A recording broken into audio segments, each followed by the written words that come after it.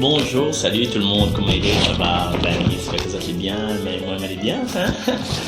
Elle est très bien, merci encore d'être là, encore toujours en ce jour, avec cette envie de faire une marche une marche en avant, hein? Une marche en avant vers Noël, vers la nativité, à travers ce calendrier de l'Avent. Et chaque jour, chaque fois qu'on nous rencontre à nous, mais parce que c'est chaque jour, hein, on a bien voir si Dieu donne la force, nous essayons d'avancer avec les relations que nous avons autour de nous. Et dans la première édition, nous l'avons vu, oui, c'est ça, nous l'avons vu, nous avec la famille, moi avec ma famille, comment il se passe. Et puis juste après, nous l'avons vu, moi avec mes amis, et juste après, nous l'avons vu, moi avec la terre. Et la dernière fois, tu te rappelles, on parle de faute, de charité et de libre arbitre. Voilà. Ça, c'est un peu moins avec mon intérieur. Hein. Hier, on avait moins avec mon intérieur.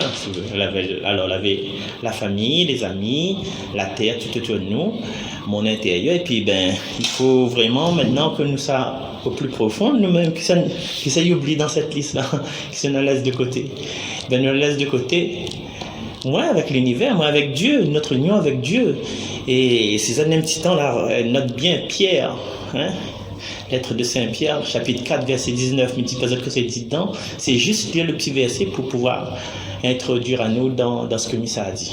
Allez, Pierre, chapitre 4, verset 19. Googlerisez, 1, 2, 3. Non, voilà. Donc c'était juste pour dire que il y a toujours un rapport entre ce que nous vivons, ce que nous faisons, il y a toujours un rapport avec les Écritures. Et Dieu sait si les Écritures, c'est le meilleur livre, hein, le meilleur livre de développement personnel. Pourtant, il aime bien le reste, il aime bien Jacques Salomé, peut-être pas trop personnel, Boris Cyrulnik, Wayne Dyer, Dr Monroe, tout ça. Hayes aussi, tu vois, voilà, le Deepak Chopra, tout ça, oui, c'est bien, super. Mais dans les Écritures, il y a ce trésor-là. Et en fait, nous tenions avec Dieu, quand ça, Dieu y apparaît dans notre vie, le plus sensiblement possible, nous n'avons plus soif de lui dans certains moments. Hein. Dans certains moments, c'est quand on est dans l'angoisse, quand nous passe notre examen, quand notre maman est malade, ou bien quand on a fait une bêtise, et quand on a peur de la vengeance. En fait, c'est quand nous sommes dans un état de souffrance. Nous sommes dans un état de souffrance et c'est là que nous faisons appel à Dieu. Et même les philosophes, les grands philosophes, l'ont remarqué quand on a un danger, une menace là, il y a un genre d'intuition secrète qui dit à nous que Dieu veille sur nous, quoi. Nous ne l'avons pas perdu. Si on a un truc à accrocher avec, nous accrochons à nous à Dieu.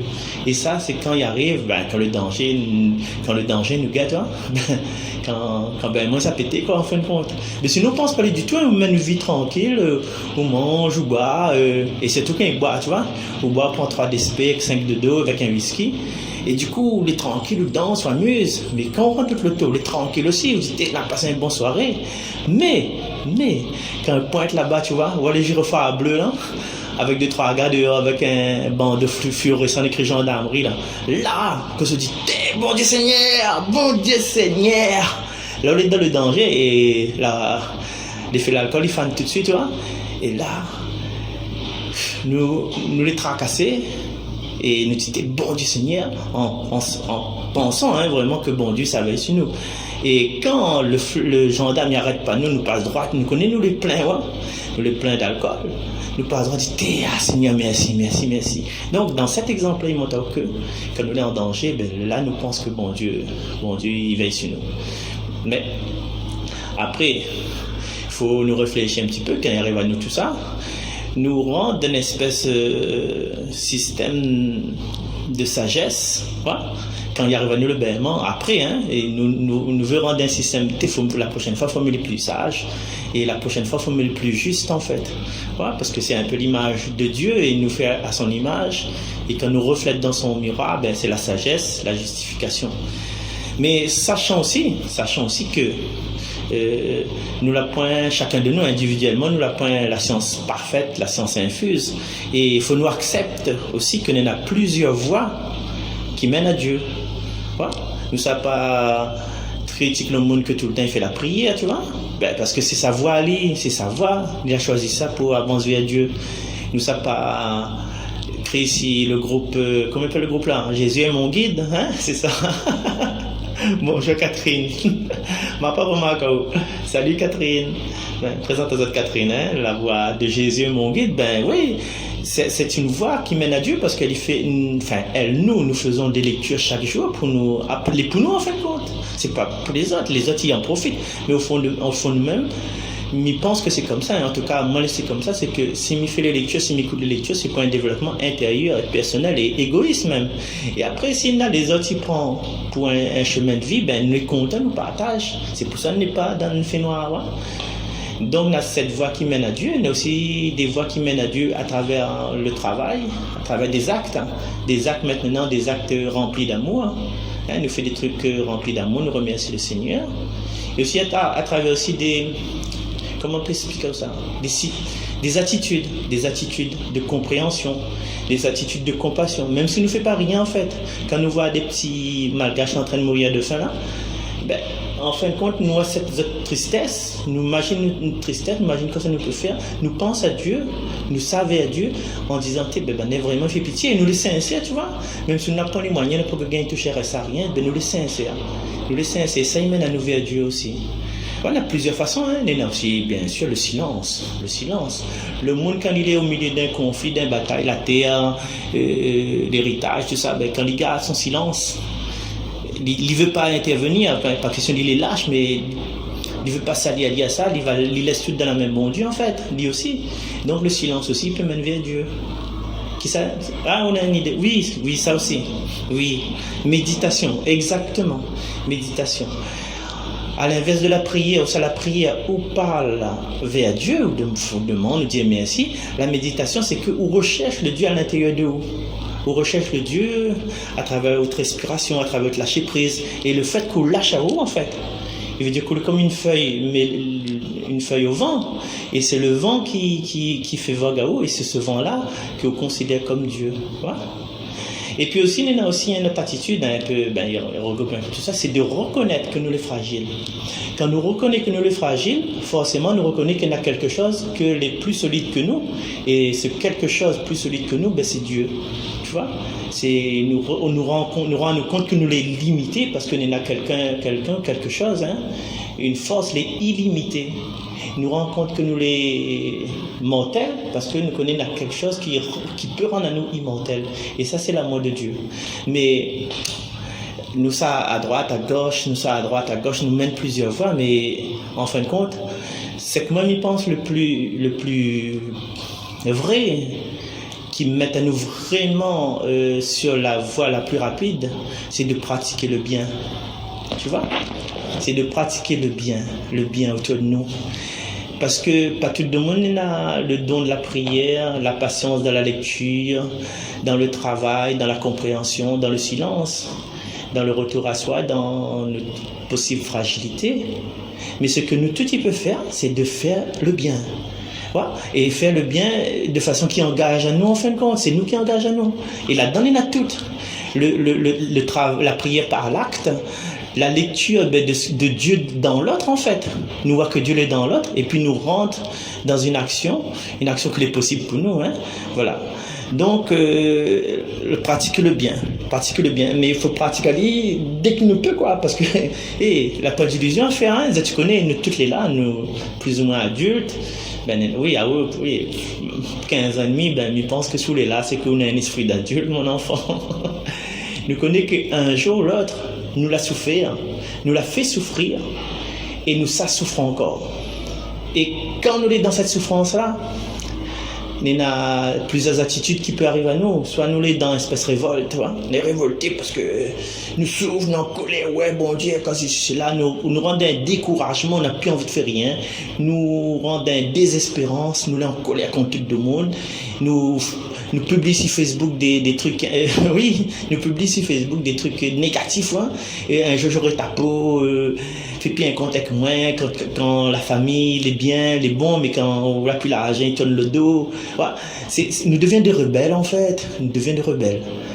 Et est-ce que en montrant des gestes de rébellion, des phrases négatives, est-ce que nous ne fait pas grandir ce négatif en nous? Tu vois? C'est une question de la loi d'attraction. Nous va rencontrer des gens négatifs, des gens qui vont pousser à nous. Oui, dis encore, t'es un salaud, c'est un déconnaire. Ouais, fréquente plus ça, tu vois. Quand nous propose la révolte, ben, toutes les gens, parce que Zati aime à nous, Zati propose à nous d'aller encore plus loin, d'aller encore plus devant. Et quand nous les devant tout seul au fond du précipice, nous tombons, nous faisons le pas, ou croire que mais seulement il laisse tomber en fait. Et du coup, maintenant, nous connaissons que la bonne manière. Ce serait quoi la bonne manière? Ce sera les pistes de la bonne manière, ben, c'est d'aider. Aider. Nous l'aider en souffrance, nous aide à nous déjà à en sortir, nous aide les personnes à ne pas ressentir l'effet de la souffrance qu'il a fait sur nous, c'est-à-dire le pardon en fait, le pardon. Et le pardon, il passe par l'aide, il passe par la bénédiction, et des fois aussi, il passe par l'excuse, même si c'est pas où la faute là. Ben, ou excuse à où. Ou dit peut-être c'est pas où la faute directement, mais peut-être que, voilà, on a dit un truc qui n'était pas en compatibilité avec l'autre personne. Du coup, voilà, aider, bénir, excuser, et puis servir, hein. Servir toujours à toujours. Sur ce moment-là, qu'on l'a contre ou on a fait une bêtise, mais écoute, vous connaissez bien Orange, ou bien Coca, ou bien Sprite, achetez une bouteille pour elle, allez servir, elle va trouver, il sera touché parce qu'il y a tant, en fin de compte. Et bénir aussi, bénir. Ou prend, ou pousse, comme il dit, fait un petit croix sur son front sur les catholiques. Hein? Et ça toujours. Comme le psaume dit, je bénirai le Seigneur toujours et partout. Donc nous aide, nous bénit, nous excuse, nous serve toujours et partout. Voilà. Parce qu'en fait, le service, quand nous rendons service à notre prochain, quand nous pardonnons notre prochain, quand nous fait honneur à notre prochain, c'est, si vous voulez, c'est la liaison juste avec Dieu. Les services que nous fait à notre prochain, c'est la juste liaison avec Dieu. Et pour ça, il suffit de regarder Matthieu, chapitre 25. Ce que vous avez fait au plus petit de mes frères, c'est à moi que vous l'avez fait. Et des fois, nous condamnons à nous, on nous dit, on a fait du mal, nous restons dans ce sens-là. Nous restons campés sur notre position. Mais finalement, non. Jésus n'aurait pu être campé sur sa position quand il a été crucifié. Non, il n'a pas escampé. Père, pardonne-leur, car ils ne savent pas ce qu'ils font. Tu vois? Il a escampé, dit, bon, mais là, tout n'a rien à ficher. Jésus t'a dit, pas rien à foutre, quand même. Là, il fait aller rien, il connaît sa mort, il s'est ressuscité, il fait aller rien, mais n'empêche que il regarde Jean, il regarde sa maman, femme, voici ton fils, voici ta mère. En fait, voilà, même sur la croix, il essaie de créer des liens d'amour. Même dans sa souffrance, il essaie de créer des liens d'amour. Et à nous, si nous voulons vraiment être à l'image de Dieu, il faut nous créer ces liens d'amour. Et les meilleurs encore, si c'est nous à l'origine de ces liens d'amour. Voilà ma petite Catherine. Bon, nous retrouvons la prochaine fois pour une nouvelle étape. Et merci encore à toutes les personnes qui suivent à moi, qui suivent à nous, parce que nous sommes un groupe en fait, qui suivent à nous ensemble.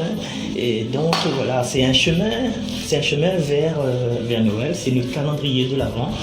Au lieu de nous autres, chaque jour, un petit litchi, un petit longani, un petit chocolat, un petit papillote. Non, mais de nous autres, le partage entre nous, c'est voix pour être bien, pour accueillir en paix surtout. Et nous donnons rendez-vous la prochaine fois. Bye bye.